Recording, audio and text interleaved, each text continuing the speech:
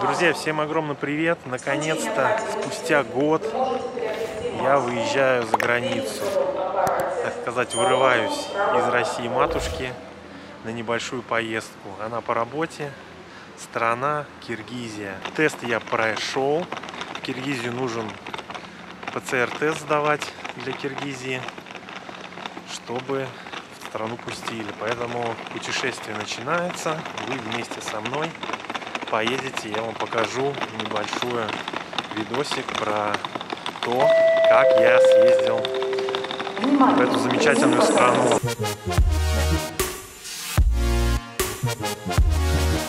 Все, друзья, регистрацию прошел. Пересадка у меня в Москве, поэтому сначала лечу в Москву, а потом уже в Бишкек.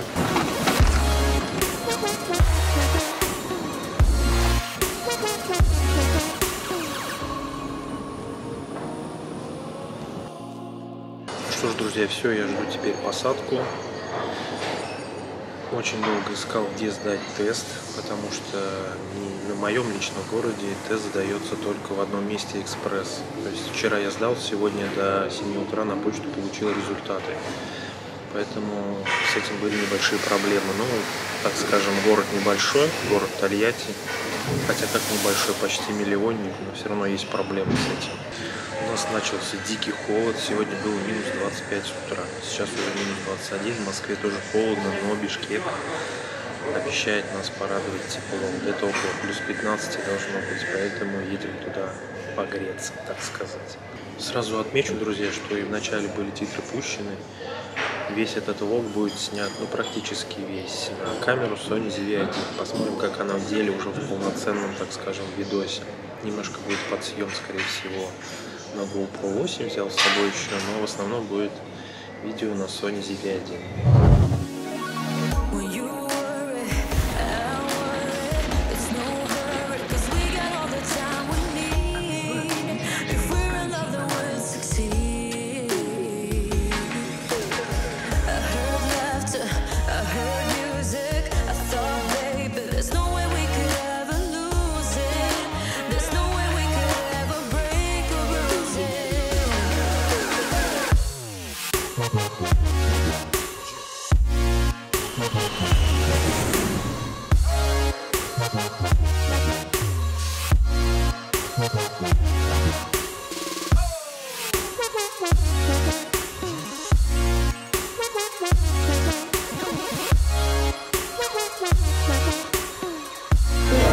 Ну что ж, друзья, вот я и в Москве. И сейчас я перемещаюсь в терминал Д, оттуда будет у меня вылет.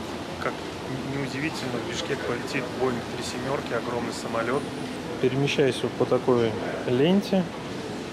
И сейчас посмотрим, спросят у меня вообще тест при регистрации на рейс или нет. Мне даже интересно, и в Бишкеке нужен он будет или нет, или это так, зарабатывание бабла, так сказать.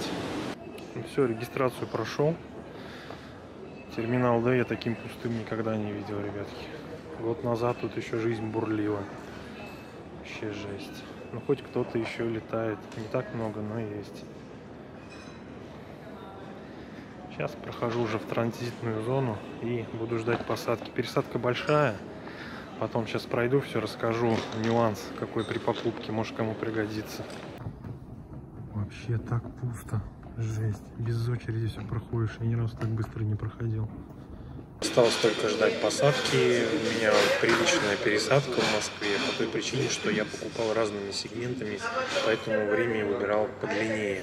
Так почему же я купил билеты разными сегментами? То есть я купил Самара-Москва, Москва-Самара отдельно и Москва-Бишкек, Бишкек-Москва отдельно. Лечу я Аэрофлотом. И это связано с тем, что так получилось в 1,5 раза дешевле. Я не знаю почему.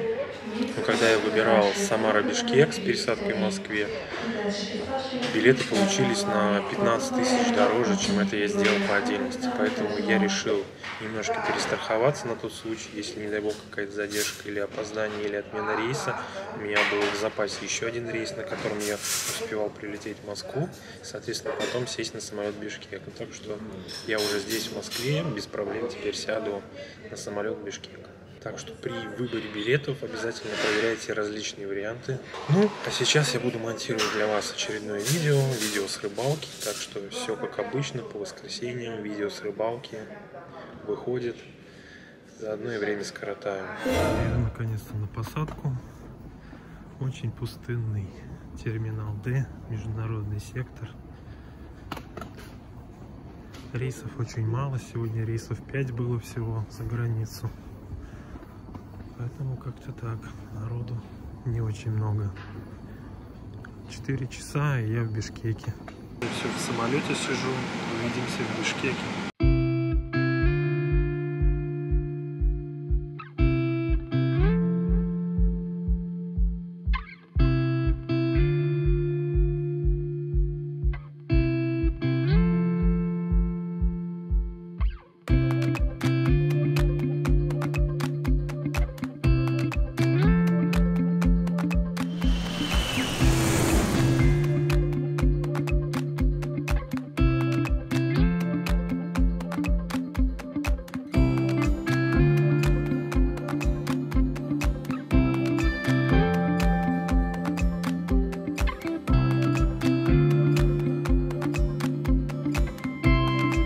Что ж, друзья, всем доброго утра. Наконец-то я заселился в номер, немножко поспал, и сейчас уже отправляюсь с вами на утреннюю, так скажем, прогулку. Вот. Задержка рейса произошла по причине того, что я нас составил 2 часа. То есть из-за того, что самолет замерз. Я так понял, в Москве были морозы, и он стоял просто в отстойнике, наш борт, который должен был лететь в Бишкек. Это, между прочим, Boeing 37, большой самолет. В принципе, он и был полупустым достаточно. Вот. И там замерзла система, которая подает воду, как я понял, в чай и кофе, чтобы заваривать. Может быть, эти баки с водой замерзли там или еще что-то. Короче, вот такая вот ерунда произошла, и в итоге на 2 часа рейс задержали. Поэтому я прилетел, уже хотелось быстро отправиться в гостиницу. Сейчас я вам сделаю обзор на мой номер. Гостиница Европа называется. В принципе, номер понравился, всем рекомендую. Даже если вы заказываете через Booking заранее номер, то вам полагается завтрак в номер. Без проблем вы выбираете галочками, что вы хотите, и вам это приносят. Ну и вот сам номер. Это большая кровать идет, телевизор ЖК, стол с различными принадлежностями, чай, кофе, водичка стояла, которую я уже начал пить. Ну и вот сам завтрак. Ну это я так заказал глазунью, кофе и типа панкейков с повидлом каким-то. Потом здесь идет шкаф двойной с сейфом, принадлежности, тапочки, всякое такое, халат, это все тоже прилагается. Вот сама ванна, фен есть, рыльно-мыльные принадлежности тоже дают, расческа, в общем, полный набор, туалет, душевая кабинка, ну и полотенце, в принципе, тоже хватает. Ну а я сейчас завтракаю, и быстренько есть у меня время немножко, и я хочу пройтись по центральной улице Бишкека и показать вам какие-нибудь интересные кадры.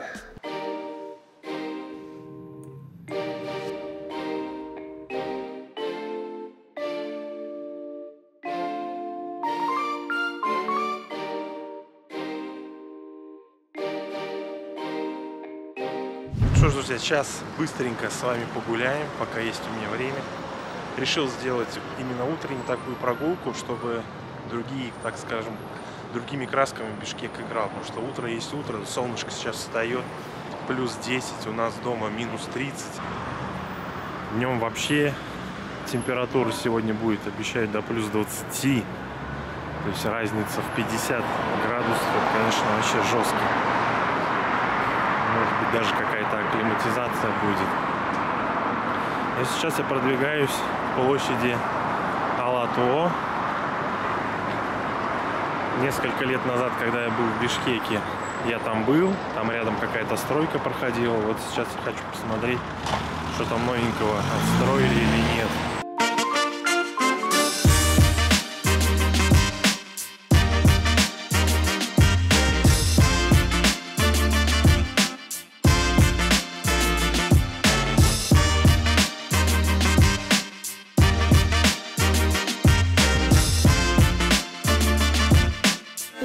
Я уже подхожу, друзья, к площади. Эта площадь является визитной карточкой города Бишкек. Вообще в Киргизии больше всего славится знаменитое озеро Иссык-Куль и горы Тиньшанского хребта. Горами киргизцев не удивить. Тут такие горы, что мое почтение, за 7000 есть хребты. Поэтому достаточно горная страна получается. Большая часть территории Киргизии именно находится в горах.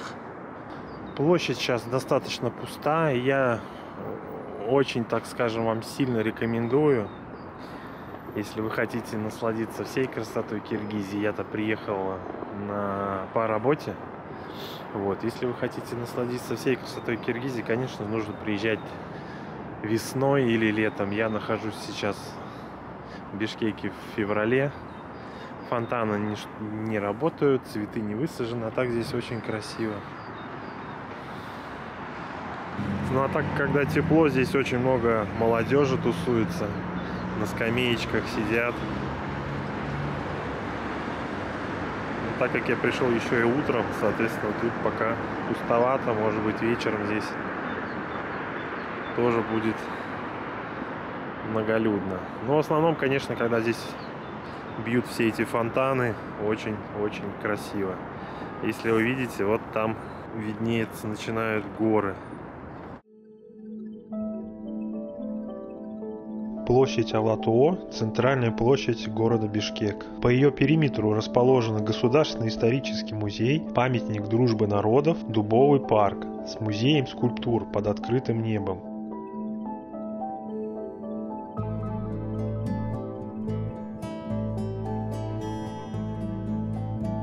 На площади стоит памятник герою народного эпоса Айкол Манас, Манасу Великодушному. Его бронзовая фигура достигает 10 метров. Также на площади расположен флагшток высотой 45 метров с государственным флагом размером 10 на 15 метров. Возле него сменяется караул.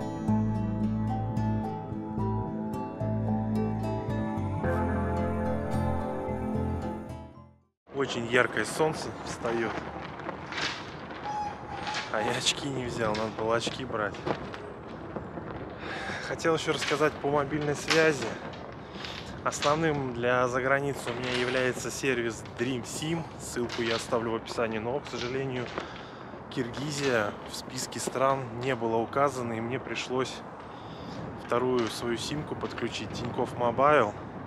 В принципе, у них тоже удобно, для путешествий много полезностей. Тинькофф Mobile, что хорошо, ты там сам делаешь сборку, так скажем.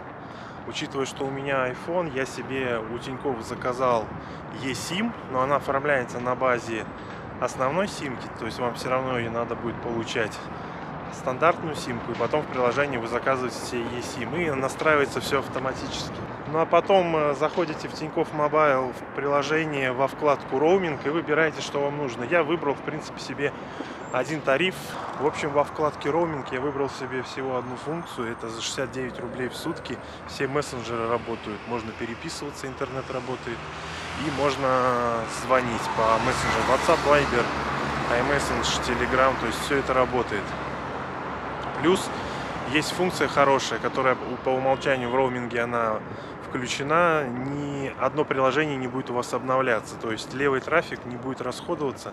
Соответственно, это тоже большой плюс. Также там есть пакеты интернета, которые можно подключить. Ссылку я тоже оставлю в описании. И при подключении вы получите месяц бесплатного использования и 500 рублей на счет.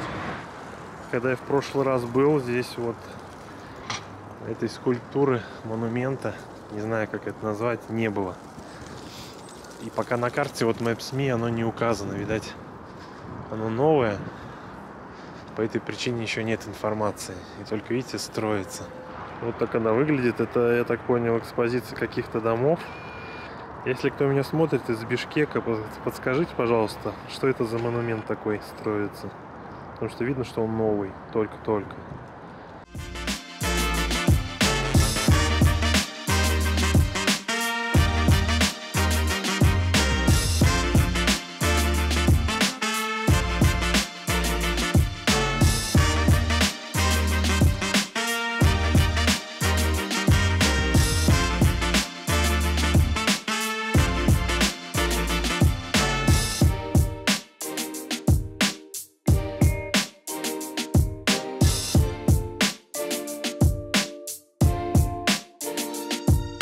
Вот такие фильмы идут в киргизских кинотеатрах. Есть киргизские какие-то фильмы. Ну и мировые премьеры. Вот «Заступник», я думаю, на русском языке. Меня прям заинтриговала новогодняя комедия «Бишбармак». Скачать, что ли, посмотреть по прилету домой. Даже интересно, что там такого не снимали киргизы. Ну а я сейчас, друзья, подхожу к памятнику Уркуе Салиевой. Уркуи Салиева – это девушка, которая участвовала в установлении власти коммунистов на территории Кыргызстана. Статуя женщины вместе со скульптурами возле нее – это мемориальный комплекс, посвященный борцам Октябрьской революции 1917 года. Его открыли в 1978 году, и почти сразу фрунзенцы, а позже бишкекчане стали ассоциировать его с личностью Уркуи Салиевой.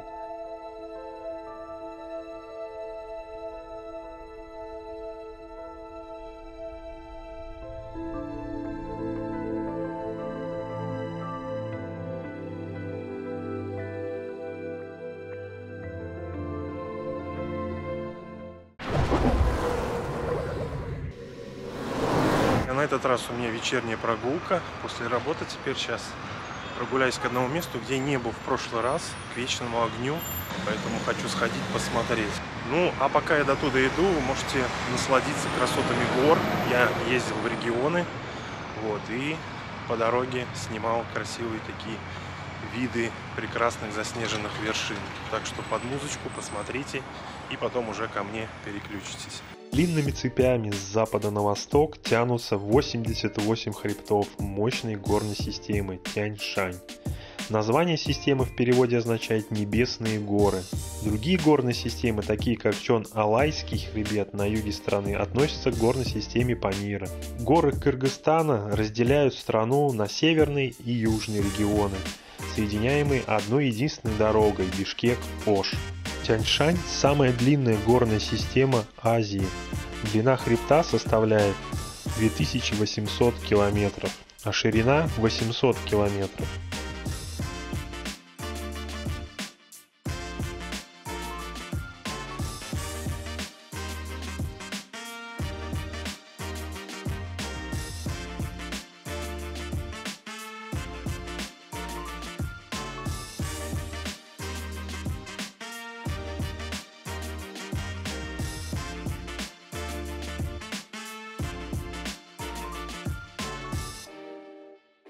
Интересные скамейки такие. Летом закрывается все зеленью. Прикольно.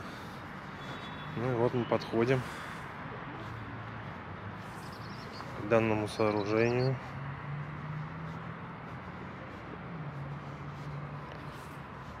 Зимой, конечно, не так красиво. Я представляю, как здесь летом.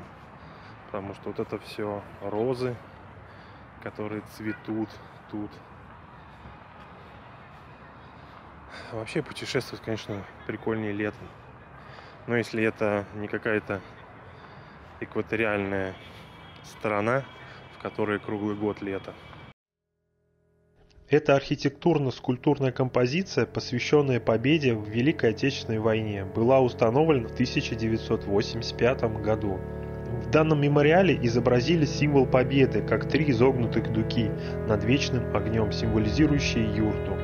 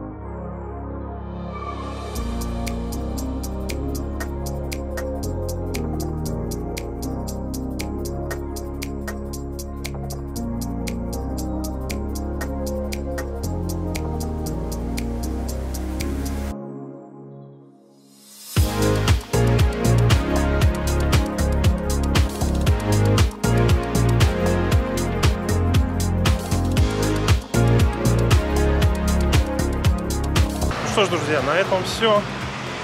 Мой небольшой влог из Киргизии заканчивается. Завтра я вылетаю домой. Поэтому всем попрощаюсь.